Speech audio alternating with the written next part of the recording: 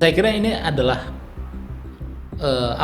pembuktian dari dua kubu ini, kubu KPK yang mentersangkakan dan kemudian kubunya Gus Yakut yang menjadi tersangka. Betulkah kerugiannya itu 1 triliun? Betul. Atau apakah 1 triliun itu kerugiannya sudah benar perhitungannya? Kan begitu. Siapa yang melakukan audit? Apakah auditnya itu dari BPK atau dari yang lain? Pasal 9 tadi, pasal 9 Undang-Undang Nomor 8 tahun 2019 gitu ya. Direvisi undang-undang ini oleh DPR. Di Undang-Undang Nomor 14 tahun 2025. 2025. Ya. Apa isinya? Isinya adalah menarik. Pintu ini kemudian, masalah kuota ini kemudian dijadikan pintu masuk oleh DPR untuk menambah kewenangan mereka. Apa maksudnya? Dulu kewenangan yang melekat di DPR itu dalam urusan haji itu cuma satu, Mas. Apa itu? Penentuan BPIH harus disetujui oleh DPR. Oke. Ya kan? Di situ saja. Di situ saja. Kalau yang lain kan tugas-tugas mereka pengawasan. Kalau yang baru? Kalau yang baru, jika ada kuota tambahan, maka kementerian itu harus meminta izin kepada DPR.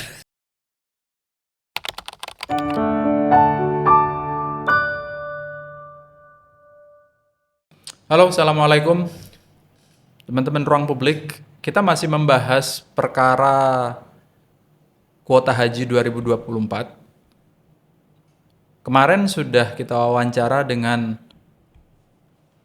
Yakut Khalil Qaumas, Menteri Agama 2020 sampai 2024, di mana perkara haji ini mencuat dan di antaranya yang dibahas yang utama adalah kewenangan untuk membagi jamaah haji tambahan, kuota haji tambahan yang sebesar 20.000 menjadi 50% atau 10.000 untuk yang reguler dan 10.000 untuk yang haji khusus.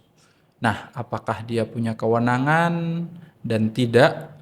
Kita sudah membahas juga dengan Gus Yakut, dan Gus Yakut dalam podcast sebelumnya telah memaparkan perspektifnya, dan saya juga sempat menanyakan kenapa begitu lama untuk menyampaikan perspektif itu ke publik, padahal isunya itu sudah sangat lama sekali berjalan sejak di DPR sampai bergulir di KPK dan dipanggil beberapa kali, tapi tidak banyak komentar yang disampaikan oleh Gus Yakut. Tapi kemarin sudah dibahas dan silahkan ditonton videonya. Dan saat ini di studio saya bersama Mas Mustolih Siroj. Assalamualaikum, Mas. Waalaikumsalam warahmatullahi wabarakatuh. Terima kasih sudah hadir. Nah, di segmen kali ini kita akan membahas lanjutan dari pembahasan kita itu soal haji. Dan Mas Mustolih ini adalah Ketua Komnas Haji Indonesia.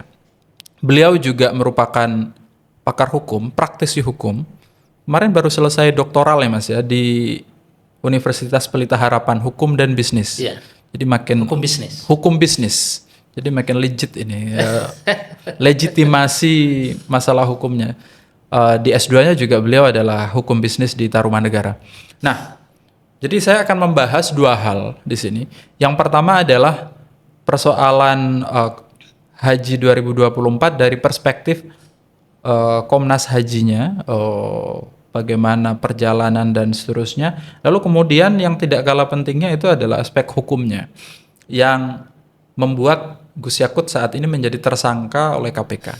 Hari Jumat kemarin beliau menjadi tersangka. Oke, Mas, bisa diceritakan sedikit soal bagaimana sih fungsi Komnas Haji itu dalam penyelenggaraan haji di Indonesia itu? Iya, terima kasih Mas Rozali.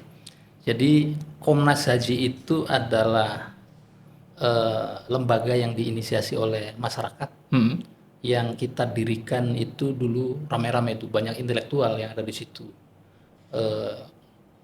Juli 2013 kita bentuk. Nah, kemudian dalam perjalanannya memang waktu itu Komnas Haji itu adalah bentuk ekspresi daripada keprihatinan kita sebagai intelektual, sebagai santri barangkali gitu ya.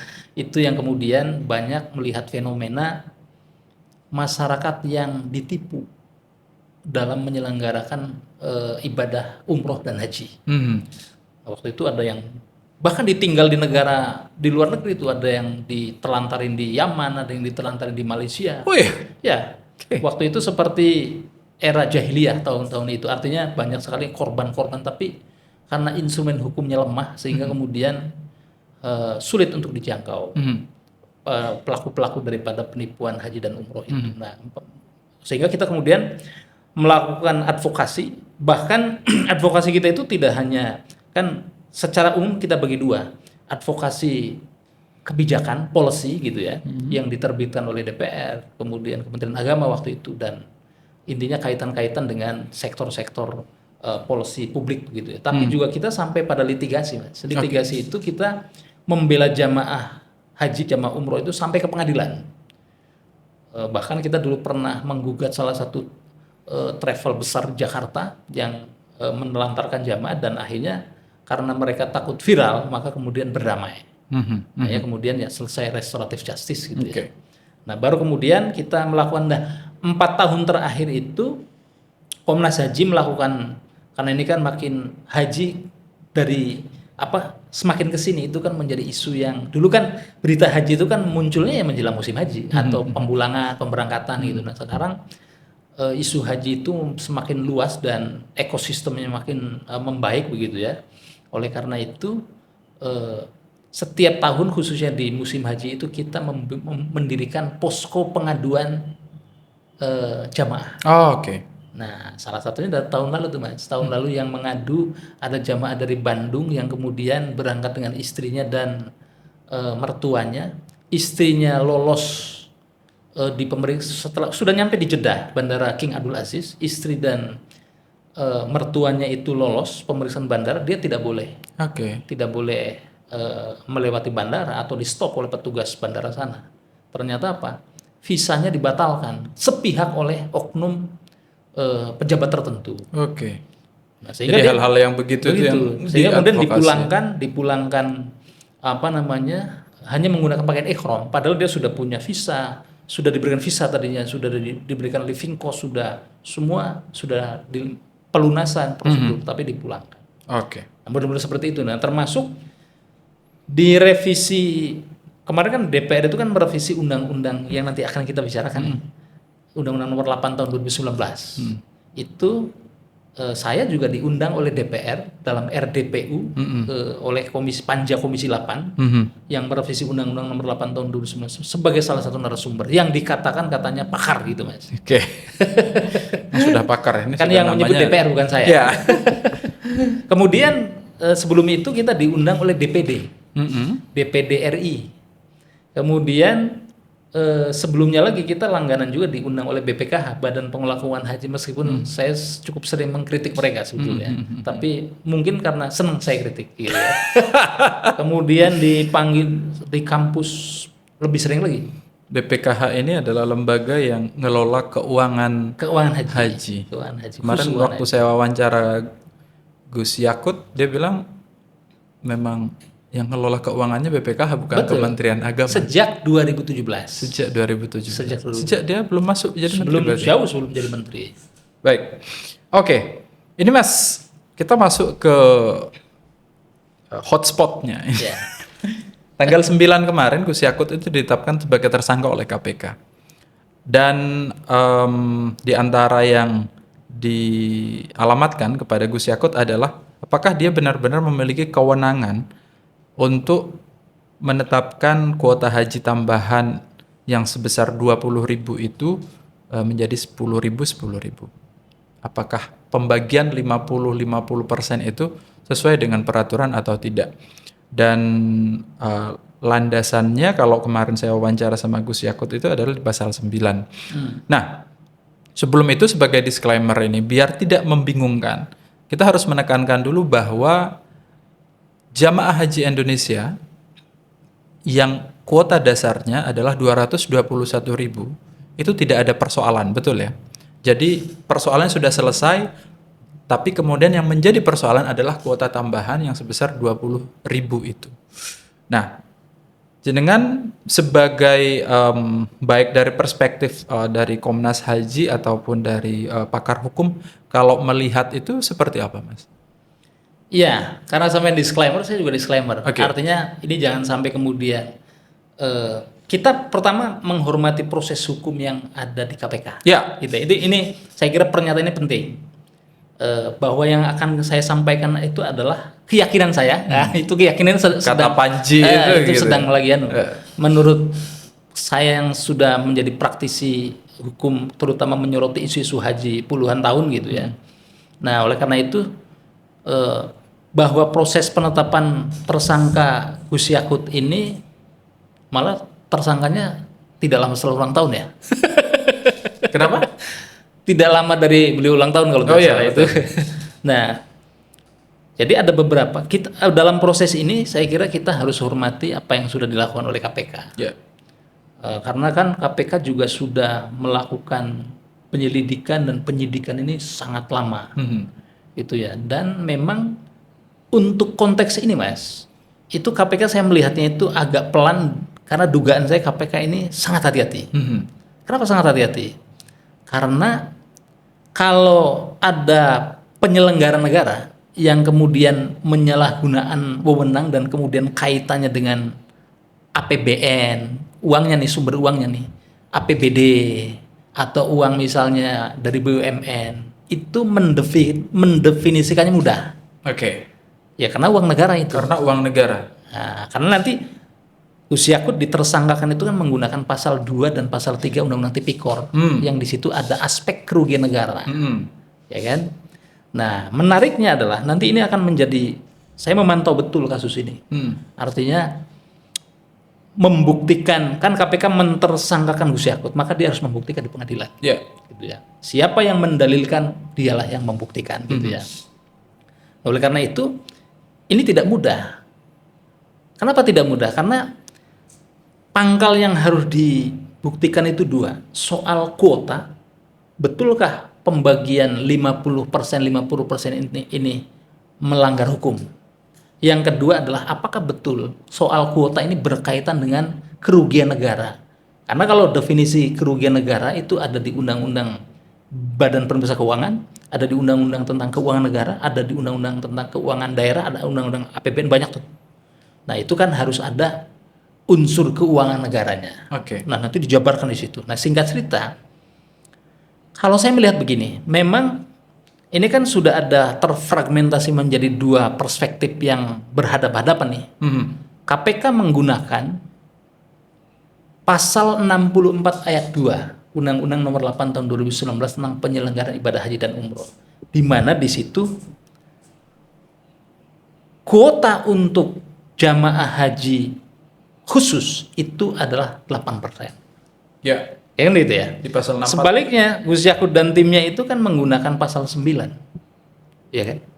Nah, yang jarang diperdebatkan orang itu adalah begini, Mas. Kalau 8% memang eksplisit ada di pasal 64 ayat 2. Betul. Ya kan? Tapi angka 92% itu ada nggak di undang-undang? Tidak ada. Tidak ada.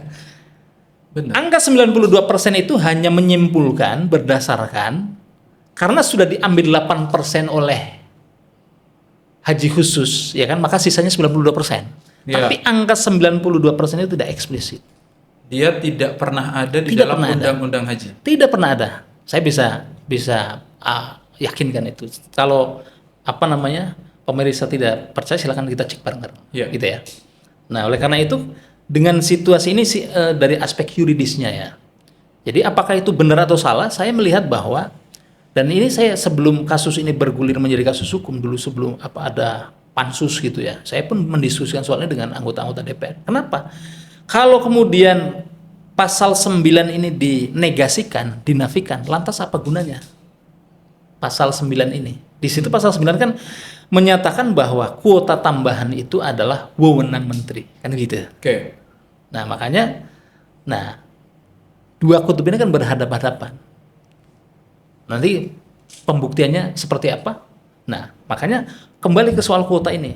Nah apakah kemudian kuota ini juga menjadi menjadi keharusan? Karena sebelumnya kuota tambahan itu kan ada juga di tahun 2023, 8.000. Diambil sama pemerintah sama Kementerian Agama waktu itu. Ingat juga tahun 2022 itu juga kita ditawarin tambahan kuota. 10.000, tapi tidak diambil karena terlalu mepet. Kenapa? Karena sebetulnya maka kalau ada narasi yang bilang bahwa akibat 50-50 pembagian 50% itu kemudian membuat jamaah haji antriannya makin panjang begitu ya. Saya kira iya, tapi tidak signifikan, Mas. Oke. Yang signifikan apa? COVID. Oh iya. COVID itu 2020. Jadi saya masih ingat betul. Pelaku usaha yang pertama kali merasakan kebijakan Arab Saudi yang kemudian sangat berpengaruh itu adalah ketika jamaah umroh sudah terbang ke sana, bahkan sudah hampir landing, sudah nyampe di Turki, kan ada yang city tour dulu tuh. Nggak boleh ke Saudi, kenapa? Sudah ditutup bandaranya. Di sini kita belum ada pernyataan resmi dari pemerintah bahwa COVID itu adalah force majeure. Maka yang pertama kali merasakan kebijakan COVID itu adalah yang tentu membuat dampak kerugian ekonomi gitu ya. Itu adalah jamaah travel. Nah, maka kemudian 2020 kita menyatakan ini force majeure, bencana non alam begitu ya. Nah, kemudian 2021 itu Arab Saudi juga menyatakan bahwa Arab Saudi tidak menerima jamaah haji dari luar. Hajinya tetap berjalan. Bahkan waktu itu haji yang paling senyap itu 2020 dan 2021 karena cuma diikuti oleh 50.000. Dan itu pun hanya warga Saudi atau ekspatriat yang sudah di situ. Karena kan COVID-19 waktu itu kan bisa menulari banyak orang gitu ya. Nah, baru dibuka itu kemudian tahun 2022, Mas. 2022 ini pun kuotanya cuma 100.050.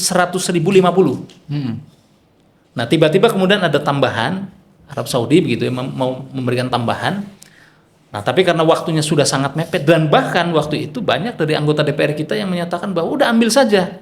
Kalau perlu malah dibagi saja ke haji khusus. Begitu ya. Nah, tapi karena situasi, artinya saya mau katakan begini. Jumlah kuota itu adalah hak prerogatif daripada negara tuan rumah, dalam hal ini adalah Arab Saudi. Oh iya. Dan jumlahnya tidak mesti 221.000. Bisa berubah, bisa bertambah. Karena sebelum kuota kita menjadi 221.000 itu sejak tahun 2019, Mas. Sebelum itu kan di bawah 160-an lah. Sebelum itu turun lagi, Jadi fluktuatif. Karena yang menentukan adalah rumusnya kan 1:1000. Itu kesepakatan negara-negara OKI tahun akhir 70-an gitu ya. Jadi satu jamaah di satu negara itu mewakili 1.000 penduduk muslim. Nah, karena kita nambah terus akhirnya kuota kita nambah. Nah, kembali ke tadi soal kuota. Nah, maka kemudian ada konteks, jadi argumentasi yuridisnya tadi itu kan ada pasal 9 begitu ya, yang itu merupakan kewenangan menteri. Ingat, kewenangan menteri bukan diskresi, Mas. Kalau diskresi itu kan kewenangan karena kekosongan hukum, namanya diskresi, gitu ya. Itu ada di undang-undang tentang administrasi pemerintahan. Tapi kalau sudah ternyata jelas dalam undang-undang itu kan kewenangan namanya begitu ya. Nah, maka ini yang kemudian sejak kemudian ada pansus, ada KPK masuk gitu, ini yang kemudian menjadi perdebatan. KPK langsung menunjuk pada pasal 64 ayat 2, kemudian Menteri Agama waktu itu menggunakan pasal 9 tadi. Karena memang pasal itu kan eksis dan memang mengatur tentang kuota di situ. Nah, singkat cerita kemudian ini bergulir dan kemudian berkembang kemana-mana gitu ya. Akhirnya kemudian menjadi urusan hukum. Gitu, Mas, kira-kira.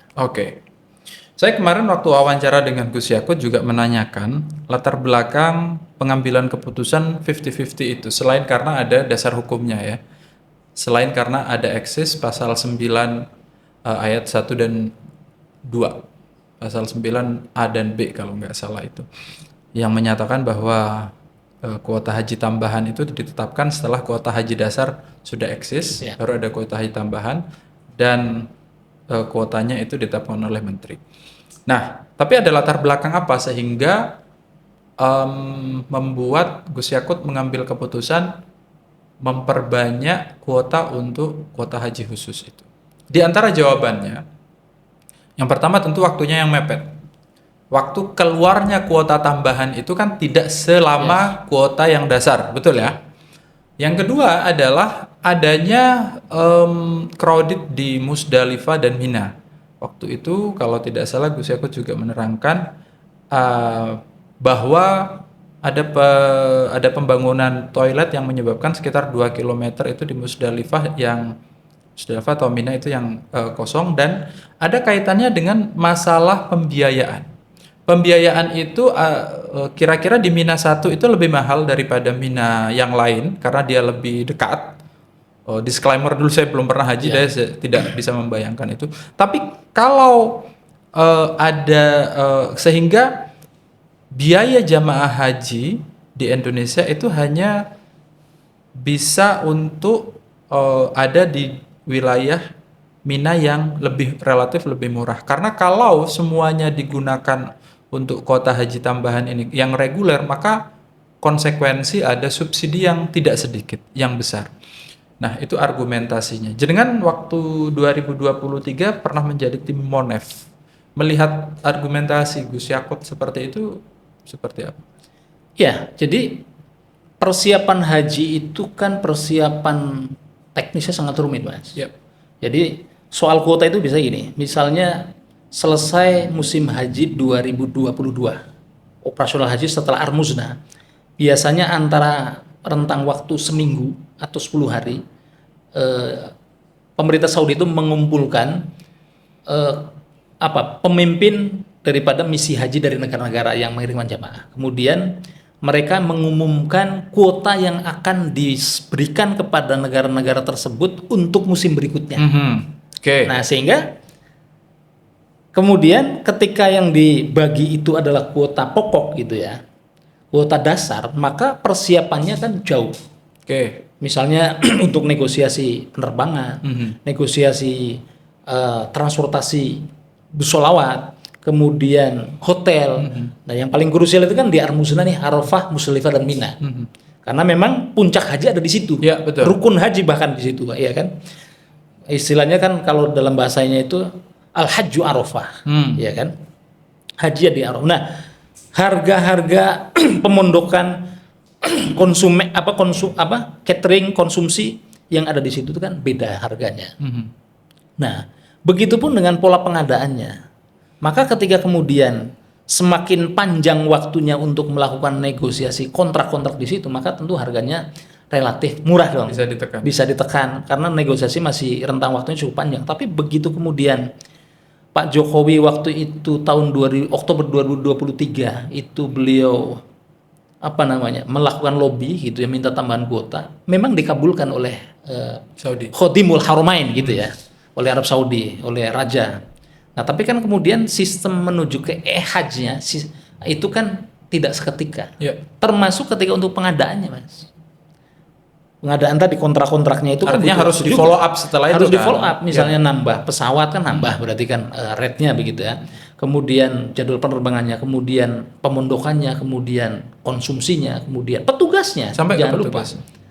Nah, oleh karena itu, dan ini ingat, pengadaan-pengadaan seperti ini kan diadakan itu juga bukan di negara kita tapi di negara Arab Saudi. Betul.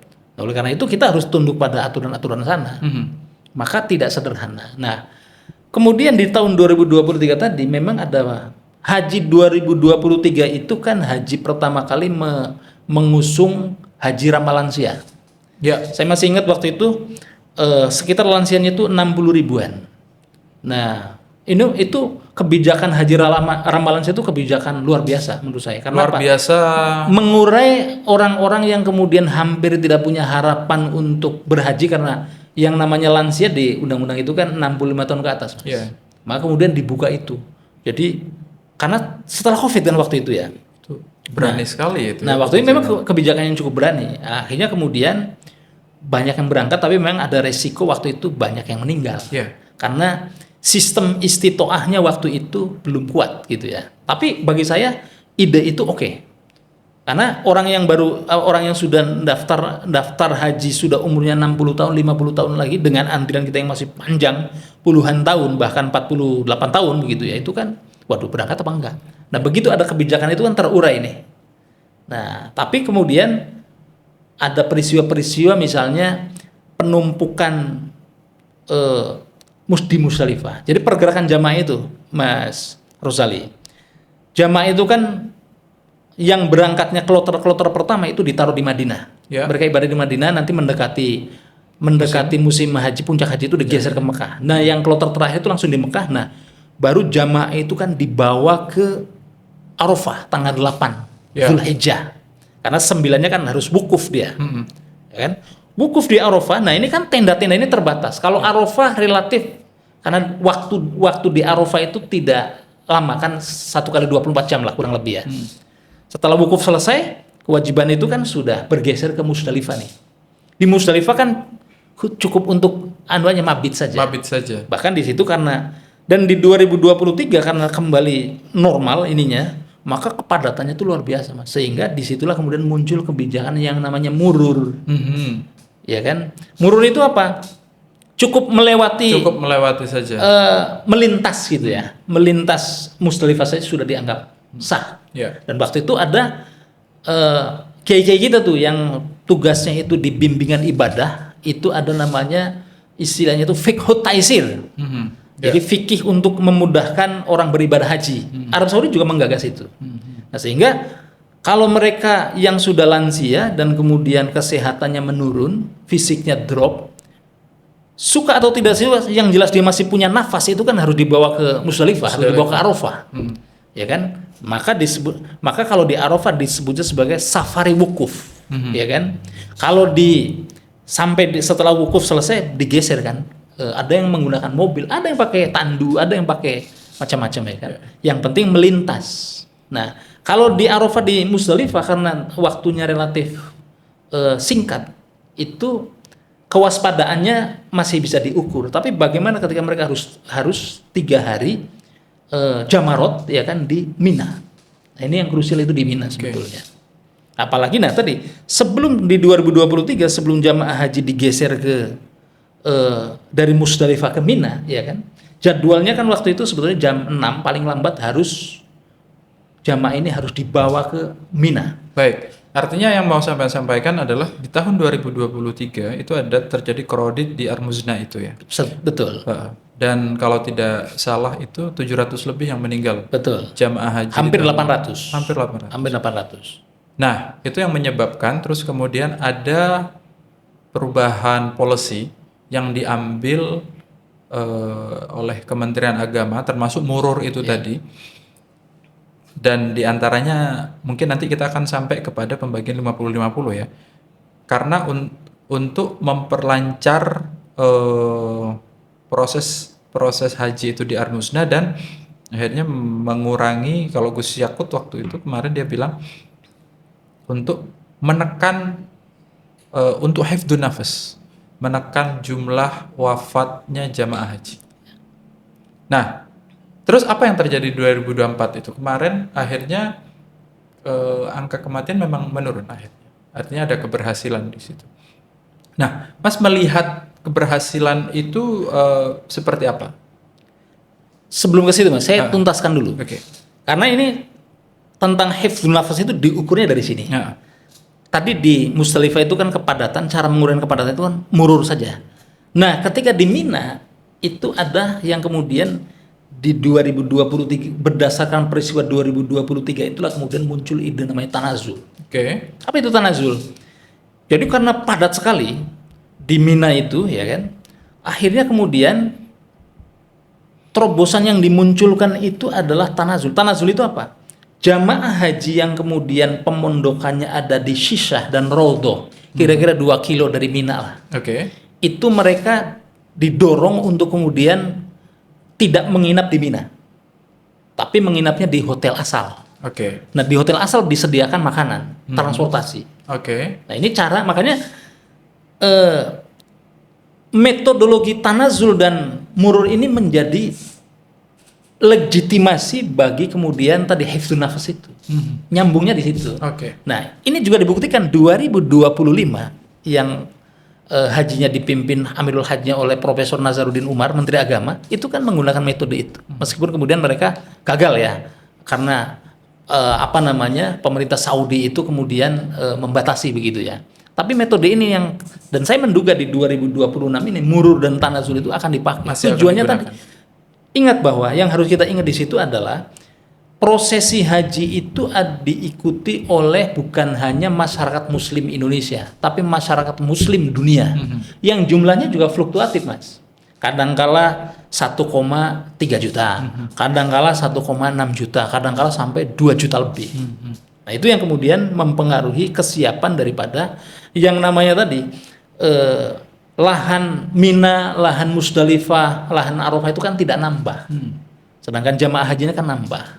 Ini yang kemudian cerita-cerita di tahun 2025 masih ada kemudian jamaah haji yang kemudian tidak mendapatkan tenda. Bahkan di 2023 itu beberapa banyak pejabat kita dari DPR itu yang kemudian juga tidak kebagian tenda karena membludaknya jamaah itu. Nah, itulah yang kemudian menjadi dasar bahwa kalau kemudian tambahan kuota 2020 ini didistribusikan berdasarkan rumusan normal, maka itu memang akan menimbulkan tantangan bagi hifdzun nafas itu. Ya, tapi memang ketika kemudian kebijakan itu kemudian dia nggak berbeda, nah ini kan urusan lain lagi. Ya. Jadi istilah bahwa niat baik saja tidak cukup itu ya ini. Ya itu, niat baik saja tidak cukup. Nah, yang menjadi masalah ini kan akhirnya ada pembagian di 2024 itu, membagi yang awalnya itu kuota haji tambahan yang awalnya dibagi 8% ke khusus, yang reguler itu 92%, menjadi 50% di tahun 2024. Secara argumentasi, ini benar ya, berarti argumentasi untuk hifdzun nafas itu tadi. Hifdzun nafas itu ya menjaga keselamatan jamaah haji. Apakah itu benar argumentasi itu? Kalau diturunkan lagi darul mafasid muqaddam ala jalbil masoleh, kan gitu ya. Jadi ini untuk menghindari resiko kematian, gitu ya. Resiko kemudian penumpukan jamaah yang tadi di Musdalifah itu terjadi keterlambatan penjemputan armada, Mas. Yang harusnya jam 6 pagi sudah clear, sudah bersih gitu ya. Sudah bersih dan mereka jamaah kita itu sudah bergeser ke Mina. Itu sampai jam 2. Sampai bisa bayangkan di Musdalifah siang hari jam 2 tidak ada makanan, toiletnya jauh, tidak ada minuman. Karena memang kan desainnya tidak untuk berlama-lama di situ. Kenapa? Karena waktu itu terjadi kemacetan luar biasa. Jadi bukan karena kesalahan pemerintah kita. Tapi karena waktu itu terjadi kemacetan bis yang puluhan ribu bis yang mengangkut jamaah dari berbagai negara itu terjadi stuck di situ. Lalu lintas, sehingga kemudian akhirnya ekses dari di situ mereka kan harus geser ke Mina. Di Mina kemudian terjadi penumpukan lagi, kemudian disitulah ini saya melihat dengan mata kepala saya sendiri, Mas. Ada semua tempat-tempat ibadah itu, tempat-tempat jamaah haji itu saya kunjungi ya. Karena kan kita tim monitoring. Nah, yang saya tidak berani itu adalah melihat tenda kesehatan waktu itu. Kenapa? Karena waktu itu begitu datang orang ditandu, nggak lama kemudian sudah jadi jenazah. Sehingga saya tidak kuat di situ tuh di tenda Mina itu Di kesehatan. Karena waktu itu jumlahnya sangat tinggi. Itu memecahkan rekor tahun 2015. Tahun 2015 itu yang meninggal itu kurang lebih 635 atau 650 ya. Nah, di tahun 2023 itu lonjakannya naik di angka hampir 800 jamaah yang wafat di situ. Nah, itu yang kemudian saya melihatnya bahwa kalkulasi inilah yang kemudian menjadikan dasar pemerintah waktu itu untuk kemudian mengambil langkah supaya jadi secara argumentasi yuridis ada dasar hukumnya dengan tadi cantolannya itu adalah pasal 9 Undang-Undang Nomor 8 tahun 2019, ya kan? Yang berikutnya adalah kemudian argumentasi yuridis sosiologis yang ketika rentetan kejadian-kejadian yang terjadi di tahun 2023 itu. Oke. Itu kira-kira, Mas. Baik. Lalu kemudian kalau misalnya argumentasinya, ya ini kan sekarang faktanya Gus Yakut sudah menjadi tersangka di KPK. Yang dia harus kalau dasar hukumnya ketemu setidaknya ya, ada dari perspektif menurut pandangan pribadinya panjenengan. Apa yang harus dibuktikan di mana hotspot pertarungannya ini saat ini antara tadi misalnya mesti ada kerugian negara yang dibuktikan, Ya. ada proses melawan hukum yang dibuktikan, memperkaya diri sendiri, orang lain atau korporasi misalnya. Ya. Ini tahapannya seperti apa yang akan terjadi ke depannya itu? Ya, saya kira ini adalah pembuktian dari dua kubu ini, Mas. Kubu KPK yang mentersangkakan dan kemudian kubunya Gus Yakut yang menjadi tersangka. Maka yang harus dibuktikan itu tadi, apakah penerapan pasal 64 ayat 2 untuk kemudian yang katanya melarang pembagian 50-50 itu benar? Menurut kan yang menilai kan bukan KPK, Mas. Yang menilai itu adalah pengadilan nanti. Ya. Yang harus menguji di situ. Tapi diskusi yang menarik lagi adalah selain itu saya kira nanti terkait dengan pembuktian kerugian negara. Apa itu? Apakah ini kan eksesnya itu kan bagaimana? Apakah keuangan haji itu adalah keuangan negara? Kan Oke. begitu. Sekarang kita perjelas di situ. Saya daftar haji. Ya. Saya daftar haji, uang saya masukkan, saya bayar, Ya. ya kan? Lalu dikelola oleh BPKH. Betul. Sampai waktu yang tertentu saya ngantri, Ya. ketika Waktunya berangkat, uang saya digunakan. Uangnya dikembalikan lagi dalam bentuk layanan. Ya, Iya kan? ya, digunakan lah ya dalam bentuk layanan. Tapi sepanjang itu kan kemudian ada di investasi di bank Betul. muamalah kalau nggak salah. Bank syariah. Bank syariah. Dan seterusnya. Kan itu pertanyaannya, apakah itu uang negara? Iya. Artinya apa? Ini kan kerugian negaranya di mana? Kan begitu ya? Karena kalau menurut undang-undang yang mengatur tentang kerugian negara, keuangan negara itu adalah keuangan negara atau yang bisa dikonversi dalam bentuk uang ataupun barang, bernilai uang ataupun barang. Oke. Nah, ini yang kemudian karena begini, dengan adanya dibagi 50-50 itu kan negara justru BPKH justru efisien.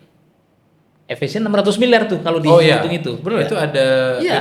ada BPK ya yang mengeluarkan Iya. angka itu ya. Jadi justru efisien. Kenapa? Karena harusnya dikeluarkan untuk haji khusus, untuk haji reguler, haji regulernya dibuat 50-50 harusnya lebih besar, maka itu kan lebih efisien. Oke. Nah, makanya pertanyaannya adalah apakah ini adalah kerugian negara atau bukan? Makanya di awal tadi saya bilang, kalau kemudian penyalahgunaan wewenangnya itu adalah menggunakan APBN, menggunakan uang APBD, menggunakan uang BUMN, itu definisi keuangan negaranya kan jelas di situ. Lebih Mas. mudah ya? Lebih mudah. Oke. Nah, makanya ini pembuktian bagi KPK sesungguhnya. Apakah kemudian konstruksi hukum yang digunakan untuk kemudian mentersangkakan Gus Yakut itu tepat kan begitu ya? Kan ini masih pentersangkaan bukan vonis, vonisnya oleh hakim kan begitu ya. Nah, oleh karena itu tadi misalnya ada analogi lain saya lagi misalnya terkait dengan keuangan haji. Karena apa? Keuangan haji itu diatur secara limitatif dalam undang-undang yang lain, Mas. Undang-Undang Nomor 34 tahun 2014 tentang pengelolaan keuangan haji. Nah, di situ bahkan ini karena sampean kan santri nih. Jadi di situ ada Undang-Undang Nomor 34 tahun 2014 tentang keuangan haji, kemudian ada PP Nomor 5 tahun 2017. PP itu turunannya. Di situ jelas. Keuangan haji yang dikelola oleh BPKH, uang calon jamaah yang disetorkan oleh jamaah ke BPKH. Jadi sekarang itu jamaah haji itu jumlahnya 5,5 juta orang, Mas. Yang udah daftar. Yang sudah daftar dan uangnya itu terkumpul kurang lebih 182 triliun. Nah, uang itu kemudian dipegang BPKH. Kalau kalau menjelang musim haji itu uang jamaah akan dikembalikan ke jamaah haji. Nah, mereka yang masih nunggu 5, 30, 40 tahun itu uangnya diputer sama BPKH. Kemana? Beli emas, deposito, beli sukuk dan lain-lain. Nah, ya kan? Tapi kemudian uang ini apakah uangnya ini adalah uang negara? Tidak. Kenapa? Karena uang yang baik uang pokok setoran awal tadi itu kan dikembalikan ke jamaah dalam bentuk layanan. Dan kemudian uang pelunasan juga sama. Dan kemudian hasil pengelolaannya juga apakah diberikan ke negara? dividennya negara kan tidak. Seperti halnya BUMN misalnya. Berarti kalau Dikembalikannya, makanya kalau sampean sudah daftar haji nanti ada virtual account. Virtual account itu kita bisa memantau perkembangan keuangan kita. Misalnya Mas Rozalin daftarnya tahun 2020 misalnya. Asumsinya kalau di Jakarta kan 20 tahun lagi berarti 2040. Nah, itu bisa dipantau tuh. Kan ada keuntungannya tuh diberikan oleh BPKH. Semuanya dikembalikan oleh BPKH kepada apa namanya? Jamaah. Dan bahkan lebih tegas lagi dinyatakan dalam setiap biaya haji itu kan ada kepresnya. Keputusan presiden terkait dengan BPIH. Biaya penyelenggaraan ibadah haji khusus, ibadah haji reguler ada di situ, Pak. Semuanya tidak ada yang menyebut sumbernya itu dari APBN. Ya kan? Bisa dicek setiap kepres, bahkan keputusan presiden tentang biaya haji 2020 bisa diakses. Semua bisa diakses. 2020 sampai ke belakang nih. Artinya Satu lagi, Mas. BPKH itu dari uang yang terkumpul tadi, dari setoran jamaah itu kan buat investasi bank. ya, Banknya namanya Bank Muamalat. ya. Bank Muamalat itu dulu dikuasai oleh swasta, bahkan ada investor Timur Tengah, kemudian mereka mundur dan kemudian sahamnya itu dihibahkan ke BPKH. BPKH menggunakan uang jamaah untuk investasi di situ. Bahkan BPKH memiliki saham sebesar kurang lebih 86%. Mayoritas sekali. Mayoritas pengendali, ya kan? Nah, oleh karena itu di situ pertanyaannya, kalau ini adalah keuangan haji, itu adalah keuangan negara, maka Bank Muamalat itu adalah bank BUMN. Tapi faktanya kan bukan. Nah, ini akan menjadi diskusi yang menarik, pertarungan hukum di meja persidangan nanti. Iya. Makanya tadi yang saya garis bawahi adalah penyebutan kerugian negara ini cukup challenging. Yes. Karena dia bukan uang negara. Lalu itu harus dibuktikan di persidangan. Harus dibuktikan. Artinya klaim kan sempat ada keluar kerugian negara 1 triliun. Ya. Nah, klaim ini harus dibuktikan ini. Cara membuktikannya diantaranya itu harus melewati logika seperti itu tadi ya. Uang negara, benar nggak uang negara karena uang itu dasarnya dari individu, dibiaya, disimpan di situ dan itu tidak masuk di APBN. Iya. Oke. Nanti pertanyaannya kalau ini bisa panjang lagi tuh kalau di persidangan bisa digali.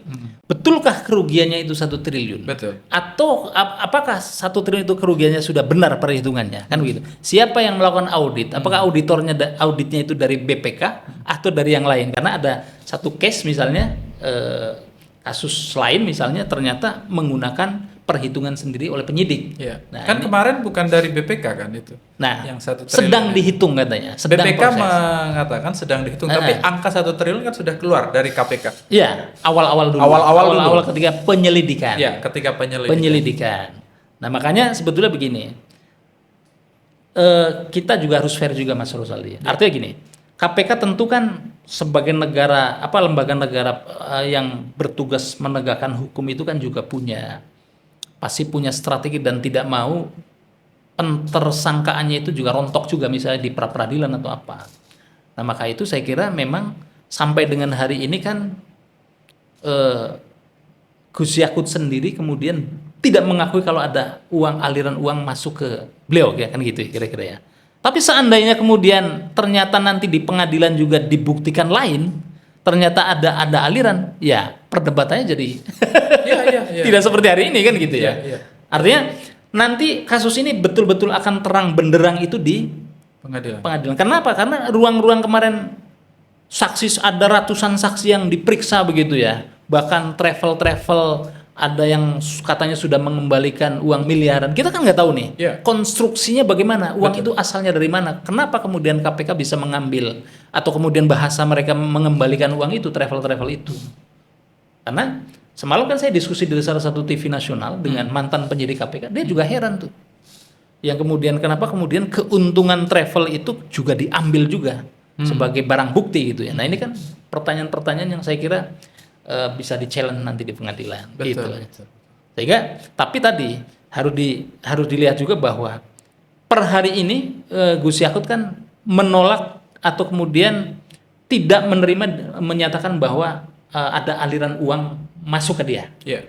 Nah, karena kalau misalnya diskusi kemudian ternyata ada fakta bahwa kemudian beliau ini misalnya menerima baik langsung maupun tidak langsung uang-uang itu atau kebijakan 50-50 itu dipengaruhi oleh unsur-unsur lain gitu Mas. Ya. Di luar unsur yuridis dan unsur-unsur tadi sosiologis yang kita sampaikan, maka ya ceritanya akan berbeda. Betul. Ceritanya akan berbeda. Gitu. Wah, ini still long way to go ini berarti ya. Berarti setelah ini akan ada pengadilan digelar dan saksi-saksi akan membuka Dan selembaran satu lebar. yang perlu disampaikan juga Mas, ini kan masih dalam proses penyidikan. Iya. Jadi seseorang ketika kita harus masyarakat atau publik itu harus melihatnya itu sebagai menggunakan perspektif presumption of innocence. Itu ada di undang-undang tentang kekuasaan kehakiman. Praduga tak bersalah. Praduga tak bersalah artinya apa? Sepanjang belum ada keputusan pengadilan yang berkekuatan hukum tetap, maka seseorang yang ditersangkakan itu dilindungi hak asasinya. Maka itu saya kira ya kita tidak boleh menjudge dulu. Ada kok yang orang-orang yang kemudian ditersangkakan oleh KPK kemudian pra peradilannya menang, ya kan? Dan kemudian dia bisa bebas, perkaranya selesai, atau bahkan ada yang menang di kasasi. Jadi belum ini episode kuota haji ini masih akan panjang. Tapi biasanya ketika seseorang kemudian SOP di KPK dan ini KUHP, Kitab Undang-Undang Hukum Acara Pidana, baik yang lama maupun yang baru begitu ya. Ketika di KPK itu kan SOP-nya setelah jadi tersangka maka babak berikutnya adalah akan dilakukan penahanan. Nah, ini namanya upaya paksa. Nah, meskipun demikian, tapi kan bisa orang yang jadi tersangka KPK, kejaksaan, kepolisian itu kan bisa melakukan pra peradilan. Ya. Nah, uji pra peradilan itu adalah termasuk tadi menguji tadi benar nggak cara KPK menetapkan tersangka itu prosedurnya sudah tahapannya sudah benar. Nah itu apakah nanti Gus Yakut akan melakukan upaya itu ya saya tidak berhak bicara. Kuasa hukumnya yang Kuasa hukumnya nanti akan berhak bicara. Menarik sekali ini salah satu ya ini karena juga isunya juga sudah sangat lama ya, sudah sangat lama menjadi konsumsi publik. ya. Menjadi konsumsi publik. Dan isu haji ini kan memang isu yang Mas, membuat sentimental seseorang karena ada sentimen keagamaannya di situ. Ya. Kemudian juga melibatkan uang yang besar. Kalau kita misalnya uang haji itu kurang lebih per tahunnya itu berputar kira-kira 20 triliun Mas. Belum lagi misalnya sentimen orang-orang yang merasa kecewa antrinya sudah puluhan tahun. Nah, ini dengan adanya kasus ini ya mereka apa sih namanya? Tentu emosional. Sentimental lah dengan yang begini-begini. Oleh karena itu saya kira ya kita harus bersabar. Ya. Menunggu proses hukum ini tuntas. Walaupun saat ini kan sudah berseliweran orang membuat opini masing-masing begitu. Ya. Ya. Opini sudah menjadi hak semua orang. Jadi ya itu harus kita hormati juga. Oke. Jadi ini banyak sekali yang sudah kita bicarakan tadi ya. Baik dari aspek hasil pengawasannya Komnas Haji, dari perjalanan beberapa kali haji di Indonesia dibandingkan dari tahun sebelumnya sejak Covid misalnya sampai di Haji 2024 yang ramai ini. Lalu kemudian sedikit menyinggung mekanisme atau alternatif haji biar haji itu makin ramah terhadap jamaah haji dengan mekanisme tanazul dan murur misalnya dan lain sebagainya. Kira-kira untuk kasus haji 2024 ini apa yang perlu kita perhatikan atau apa yang perlu kita garis bawahi nanti, Mas? Ya, saya kira karena ini sudah masuk ranah law enforcement begitu ya.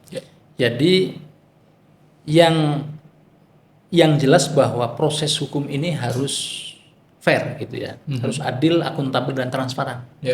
Bahwa KPK memang memiliki hak atau memiliki tugas untuk kemudian melakukan penyidikan terhadap setiap ada tindakan yang diduga mengarah kepada tindak pidana korupsi dan itu kemudian ada kerugian negara, maka memang kewajiban KPK untuk turun. Nah, namun demikian KPK juga dituntut untuk profesional.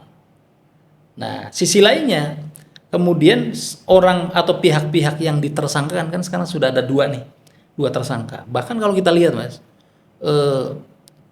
pohon kasus ya. Sebenarnya ini tidak cuma nanti dua orang ini. Saya menduga nanti juga akan ada, kalau ini berjalan terus ya, ini akan ada tersangka-tersangka lain. Misalnya dari pihak travelnya kan begitu ya. Kan yang diuntungkan kalau memperkaya diri atau orang lain atau korporasi kan berarti ada dua pihak nih. Ada yang memberikan keuntungan dan ada yang menerima keuntungan. Nah, tapi ini harus berjalan transparan, fair dan kemudian adil.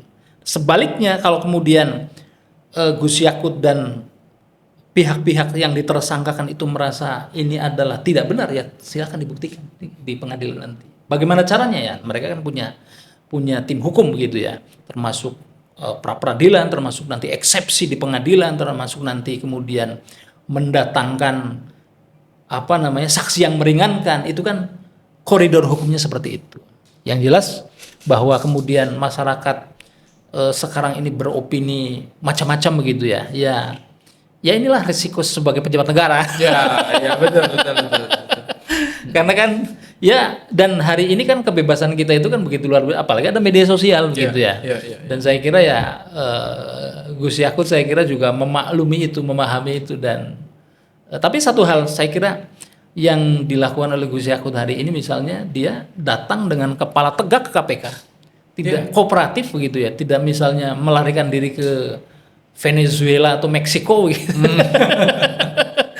Dia hadapi itu dan cukup kooperatif ya dengan ini, saya kira juga penting dan itu kan nanti akan dinilai juga dalam nanti di persidangan apakah berbelit-belit atau kooperatif. Nah, sejauh ini saya kira ya, dan pernyataan-pernyataannya juga tidak menyudutkan KPK.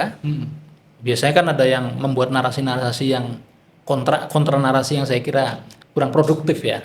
Tapi beliau saya kira cukup fokus menghadapi isu ini. Karena memang ancamannya tidak main-main Mas. Pasal 2 dan pasal 3. Pasal 2 itu kan minimal 3 tahun maksimal 20 tahun.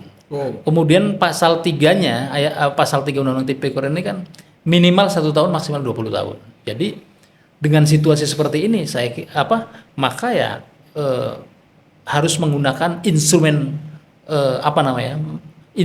seluruh instrumen hukum untuk kemudian melakukan perjuangan bagaimana meyakinkan pengadilan nanti untuk kemudian bahwa tidak bersalah. Sebaliknya KPK ya memperjuangkan dia untuk memperjuangkan dakwaannya supaya terbukti kan begitu. Ya itu saya kira sesuatu yang sudah diketahui semua orang lah. Gitu. Nah, tapi masih akan ada babak-babak nanti misalnya ada penahanan, apakah nanti ada peradilan atau tidak dari tim para tersangka ini atau kemudian langsung ke pokok perkara. Dan KPK sampai hari ini kan masih melakukan pemanggilan. Ini yang saya sebut bahwa KPK sangat hati-hati dengan isu ini. Karena tadi tidak seperti biasanya mentersangkakan orang dengan menggunakan pejabat negara yang menyalahgunakan wewenang yang itu berkaitan dengan APBN, APBD atau kemudian BUMN gitu ya. Ini menyangkut kuota haji dan keuangan haji. Gitu. Ya semoga ini terus kita kawal lah karena ini sudah menjadi di ranah hukum. Kita sebagai publik tentu penegakan hukum ini juga kita hormati KPK, tapi juga boleh dong kita kritis dengan apa yang sudah dilakukan oleh KPK begitu ya. Kritisnya bukan apa-apa, bukan untuk saya kira suara saya juga tidak akan berpengaruh apa-apa begitu ya. Tapi maksud saya publik berhak untuk mengawal ini. Kenapa? Karena supaya penegakan hukum ini on the track. Karena penegakan hukum tidak boleh melanggar hukum. Nah, sejauh ini KPK juga saya kira masih on the track lah gitu ya. Masih on the track lah. Masih on the track. Baik. Sebaliknya Gus Yakut juga kooperatif dan kemudian tadi menuju KPK dengan kepala tegak. Gitu ya. Kemarin juga waktu saya wawancara dia menyampaikan keyakinannya terhadap jalan yang dia pilih. Jadi jika seandainya ada kesempatan lain yang datang, dia menggambarkan ada kesempatan lain datang untuk mengambil jalan yang sama demi menyelamatkan atau menekan angka kematian jamaah haji, Ya. dia masih akan berani untuk ngambil langkah yang sama meskipun resikonya masih seperti ini. Ya. Nah, tapi satu lagi Mas, ini ada yang menarik perkembangannya. Pasal 9 tadi, pasal 9 Undang-Undang Nomor 8 tahun 1900 tahun 2019 gitu ya. Itu kemudian kan memberikan kewenangan kepada menteri terkait dengan kuota tambahan. Ya, Direvisi undang-undang ini oleh DPR di undang-undang di yang baru, Undang-Undang Nomor 14 tahun 2025. 2025. Ya. Apa isinya? Isinya adalah menarik. Pintu ini kemudian masalah kuota ini kemudian dijadikan pintu masuk oleh DPR untuk menambah kewenangan mereka. Apa maksudnya? Dulu kewenangan yang melekat di DPR itu dalam urusan haji itu cuma satu, Mas. Apa itu? Penentuan BPIH harus disetujui oleh DPR. Oke, Ya kan? di situ saja. Di situ saja. Kalau yang lain kan tugas-tugas mereka pengawasan Kalau yang saja. baru? Kalau yang baru, jika ada kuota tambahan, maka kementerian itu harus meminta izin kepada DPR. Oke, menarik ini. Masukkan barang ini kan? Masuk. Nah, ini artinya bahwa ini yang disebut dalam undang-undang itu ada namanya Mas, disharmoni. Ada disharmoni. Disharmoni Siapa itu- yang nggak harmoni? Bukan, disharmoni maksud saya ini. Disharmoni antara pasal 1 dengan pasal yang lain. Pasal 64 ayat 2 itu seolah-olah berbenturan dengan pasal 9. Ya. Benar ya? Mm-mm. Ini sering terjadi, kadangkala disharmoninya itu terjadi di dalam undang-undang dengan dalam satu undang-undang, kadangkala antar satu undang-undang dengan undang-undang yang lain. Di undang-undang yang baru sudah agak harmoni belum? Ya tadi Jadi jalan keluar pengharmonisasiannya tadi itu adalah supaya tidak terjadi persoalan hukum yang Sama. soal kuota ini, maka kemudian direvisi menjadi minta izin ke DPR. iya, harus ada persetujuan dari DPR, ya kan? Jadi- Tapi ini juga beresiko. Beresikonya begini. Seandainya kuota itu mendadak, Iya. harus DPR ada reses prosedur, misalnya. reses. Kayak kemarin, waktu kemudian ketika persoalan kuota ini, DPR-nya kan juga sedang, anggota-anggotanya ya, itu kan sedang berjuang di dapil mereka pemilu legislatif, Mas. Oh iya. Iya dong. Betul. Pemilu Sehingga 2024. belum lagi kan antara pemilu legislatif dengan pilpres itu kan digabung. Iya. Sehingga konsentrasi untuk ngurusin haji itu juga ya nanti dilihat aja rapat-rapat mereka, sehingga tidak begitu optimal. Iya. pengawasannya. Nah, maka ini haji akan terus menjadi isu yang menarik. Oke. Dan selama haji menjadi isu yang menarik dan penting di Indonesia, Komnas Haji akan tetap eksis. Tetap akan dibutuhkan. Iya, di situ ada masalah haji, di situ ada Komnas Haji. Mas Mustoleh, terima kasih banyak atas kehadirannya. Kita mungkin dari perspektif yang Anda sampaikan, kita jadi dapat banyak insight ya. Karena kalau misalnya dari berita-berita itu kan biasanya to the point, tapi cenderung tidak menjelaskan whole progress atau semua masalah di dalam satu perkara itu. Dan kita punya kesempatan di ruang podcast untuk menjelaskan lebih jauh ya, sampai ke persoalan-persoalan yang lebih dalam. Sekali lagi terima kasih atas kehadirannya.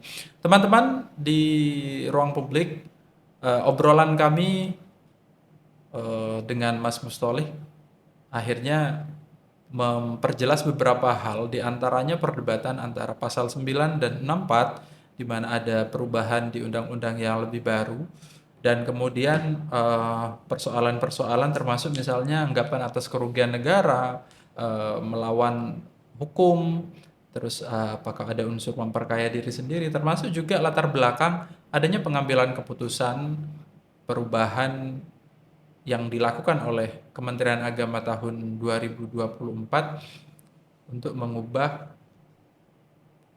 kuota haji dari 92 dan 8% seperti tahun 2023 menjadi 50-50. Jadi itu sudah dianalisa dan kami harap itu menambah perspektif Anda soal kasus ini, sehingga kita memiliki informasi yang lebih komprehensif dan membuat kita lebih bijak untuk menentukan sikap dan ya paling tidak berpikirnya nggak terlalu keliru lah.